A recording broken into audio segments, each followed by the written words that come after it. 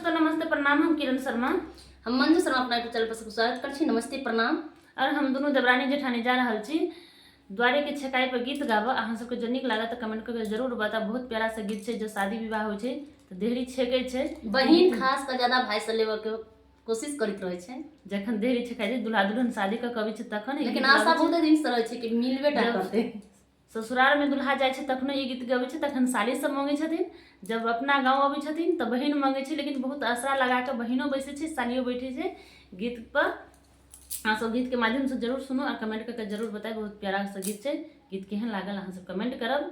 अहाँ सब प्यार आशीर्वाद जरूर बहुत दिना